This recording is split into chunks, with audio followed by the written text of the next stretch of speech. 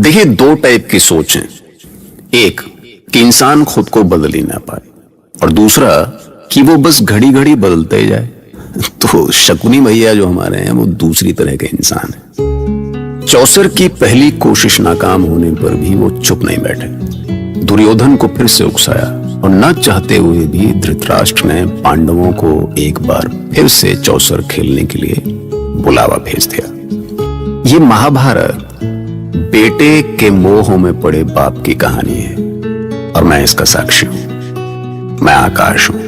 मैंने ये भी देखा है कि कैसे शकुनी लगातार दुर्योधन के घावों को कुरेद कुरेद कर उसके अंदर की नफरत की आग को बुझने से रोक रहा था, क्योंकि आग बुझ गई तो शकुनी बुझ गया, और शकुनी कैसे बुझेगा, बड़ी पुरानी आग है। मेरे होते पांडव तुम्हारा बाल भी बांका नहीं कर पाएंगे भांजे। वो तुम्हारा कुछ नहीं बिगाड़ पाएंगे। मेरे ये पासे अन्याय और अपमान को कुचलने के लिए ही जन्मे हैं। देख लेना भांजे, कल उन्होंने तुम्हारी हंसी उड़ाई थी, और आज सारा संसार उन पर हंसेगा। सारा संसार उन पर हंसेगा। भांजे, सब हंसेंगे उन पर। बस मामा, बस मैं यही चाहता हूं। निचोड़ लीजिए उन पांडवों की शक्ति, उनका अहंकार, उनका वैभव। बाघ के पंजों से तो कोई बच सकता है भांजे, पर मेरे पासों से कोई नहीं बच सकता। पर मुझे भय है मामा कि यदि पितामह फिर से पांडवों के पक्ष में खड़े हो गए तो क्या होगा। और उनका आदेश तो आपने देखा है, कोई भी टुकरा नहीं सकता। शैतान की देवी जिसकी पूजा करती है तेरा मामा वो है, और तेरा मामा कह रहा है संदेह मत कर भांजे, संदेह मत कर। मामा, पर उस कृष्ण को रोकने का उपाय जरूर सोच लीजिएगा। जिस छलिया ने यहां ना होकर भी पांचाली की लाज बचा ली, वो कुछ भी कर सकता है मामा।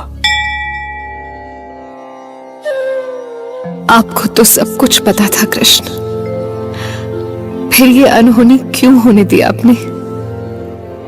दूर बैठे तमाशा क्यों देखते रहे? क्या आपके मन ने आपको कोई संकेत नहीं दिया? आपको आभास तक नहीं हुआ? क्या ये समझना मेरी भूल है कि आप हमारी आत्मा में उतरकर सब कुछ जान लेते हैं? तुम जहां हो मैं वहीं हूं कृष्णा। तुम्हारे स्वर मेरे हैं। तुम्हारी आत्मा से निकली तुम्हारी वो पुकार भी मेरी ही पुकार थी। तो दुर्योधन को रोका क्यों नहीं तुमने कृष्ण? क्या तुम मुझे उसके हाथों अपमानित होते देखना चाहते थे? यदि मैं और तुम एक ही हैं, तो क्या मेरा अपमान तुम्हारा अपमान नहीं है? प्रत्येक घटना स्वयं में कुछ रहस्य छुपाए रहती है पांचाली।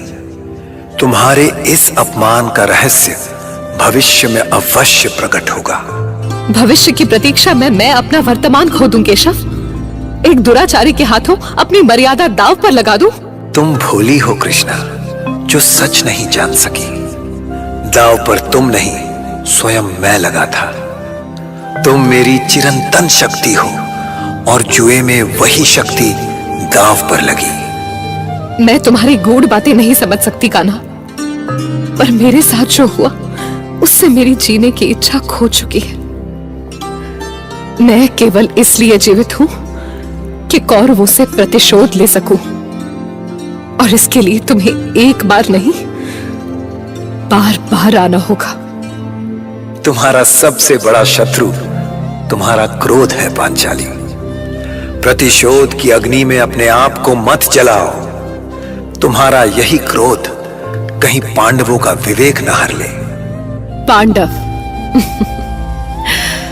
मैंने उनकी शक्ति देख ली केशव, देख लिया उनका साहस, उनका पुरुषार्थ, उनका विवेक। भूल कर रही हो पांचाली, युधिष्ठिर को पहचानने में भूल कर रही हो तुम। उन्होंने जो कुछ भी किया भविष्य के लिए किया। और क्या हुआ? अचानक चुप क्यों हो गए केशव?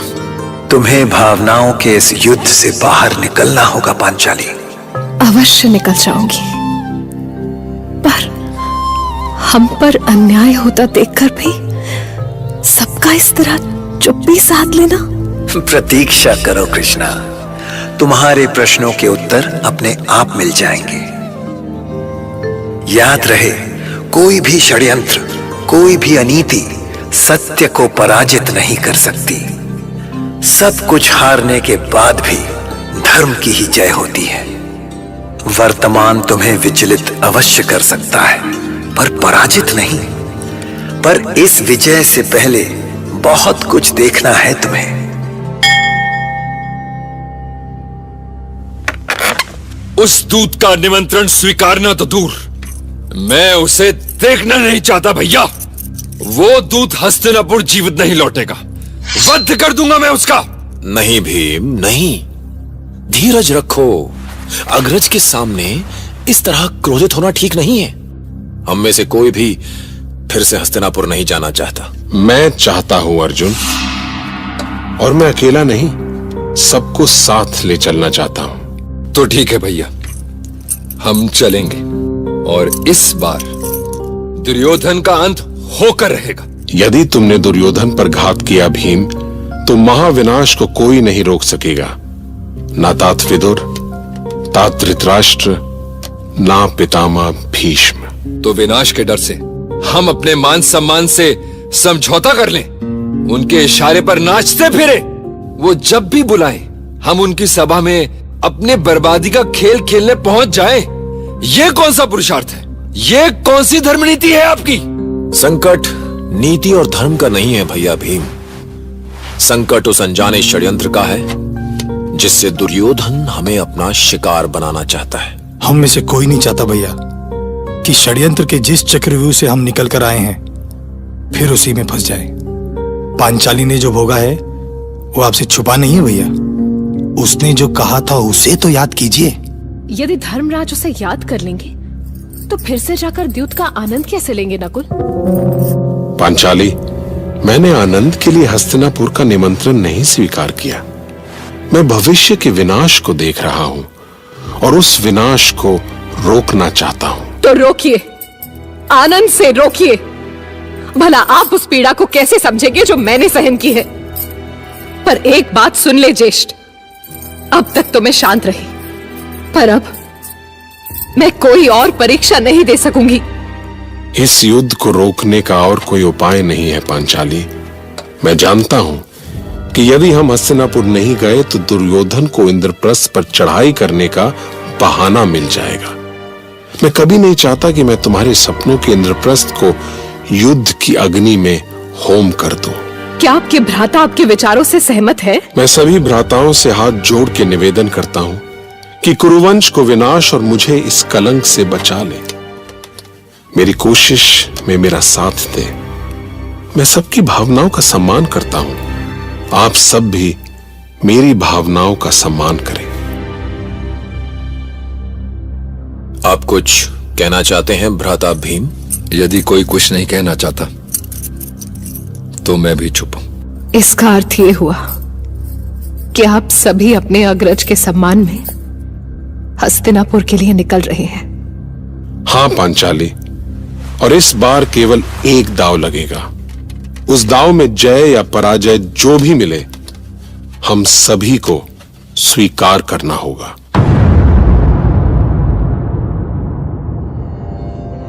हे कृष्ण, ये कौन सा खेल खेल रहे हैं?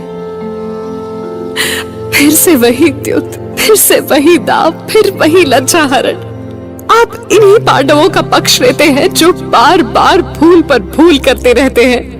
आपने कभी समझने का प्रयास किया कि ये फिर से क्यों कूद पड़े उसी जुए में? धर्म का मार्ग कठिन होता है पांचाली, इसलिए तुम अपनी शक्ति बनाए रखना। मुझे केवल तुम पर भरोसा है माधव।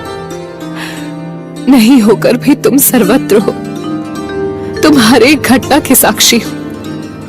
कोई अनहोनी हुई तो तुमसे ही पूछूंगी और तुम्हें ही मेरे प्रश्नों के उत्तर देने होंगे।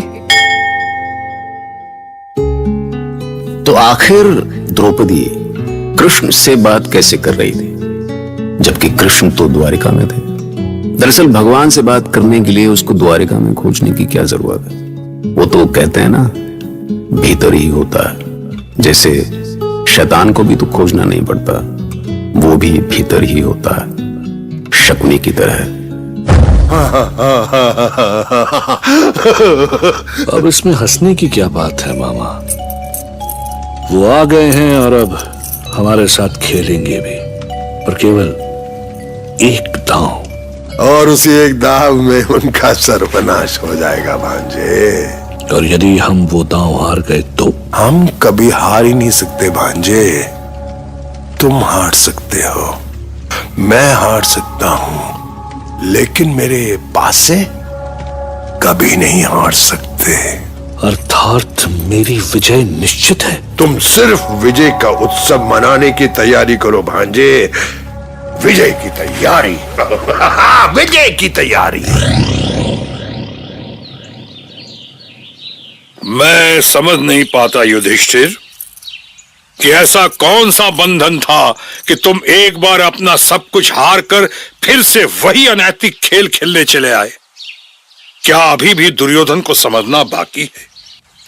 क्या तुम अभी तक शकुनी के पासों को नहीं समझ सके? मैं तात धृतराष्ट्र का निमंत्रण कैसे ठुकरा सकता था पितामह? उन्हें कैसे ना कह सकता था मैं? ना नहीं कह सकते तो जाओ, खेलो सर्वनाश का खेल। जाओ, सभा सज गई है, वही सभा, वही पासे, वही शकुनी और वही अनैतिकता।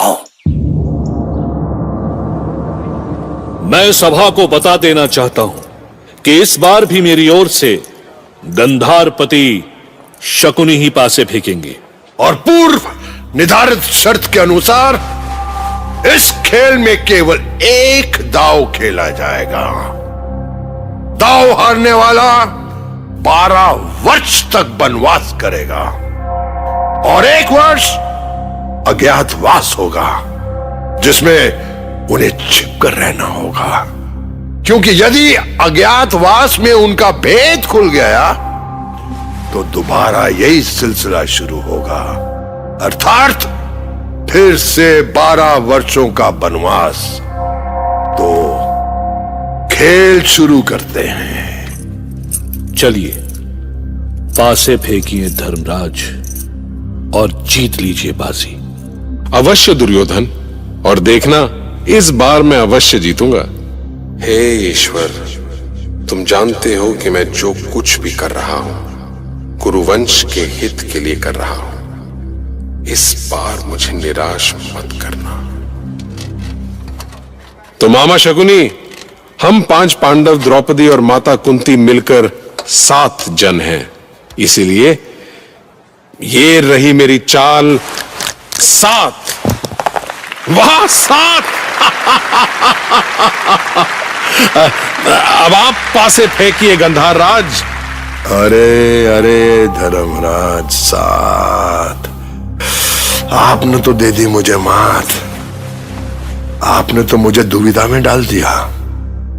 अब मैं क्या चलूं मैं? हाँ, नो, ये नो, नहीं, रुको, क्या करूं? हाँ, अब मैं सबसे बड़ी चाल चलूंगा, 12। और देखना, मेरे दोनों पासों में 6 आएगा। 6 और 6 12। लो, ये मारा 12। मैं इसे नहीं स्वीकारता। ये छल है। सुबल पुत्र ने हमारे साथ छल किया है शकुनी ने। ये छल नहीं है, तुम्हारी मूर्खता का फल है। हमारे साथ षड्यंत्र हुआ है महाराज। शांत हो जाओ भीम, शांत हो जाओ। मोटे भैंसे की तरह गरजने से हार जीत में नहीं बदल जाती। मैं तुझे चीर डालूंगा दुर्योधन। हमसे छल करने का दंड मिलेगा तुझे। मैं तेरा शरीर खंड खंड करके यमुना में बहा दूंगा। तुम्हें चेतावनी दे रहा हूं भीम, चुपचाप बैठ जाओ, वरना इस सभा में मेरे योद्धाओं को देख रहे हो ना, तुम में से कोई भी सभा से जीवित नहीं निकल पाएगा। तो ठीक है, जिसमें साहस है सामना करे मेरी गदा का। अब कौरव और पांडव आपस में लड़ पड़े। देखो क्या है, लड़ने का क्या है, लड़ पड़े। उनको समझ में आ गया था कि शकुनी ने जरूर कोई खेल खेला है, पर अब जो होना था सो तो हो ही चुका था। और जब कोई एक बार जलने के बाद भी फिर से आग में हाथ डाले तो क्या कहेंगे उसको, आप बताइए युधिष्ठिर? हाँ, अरे नहीं, इतना ना बेचारे पे यार तुम। खैर चलिए, महाभारत।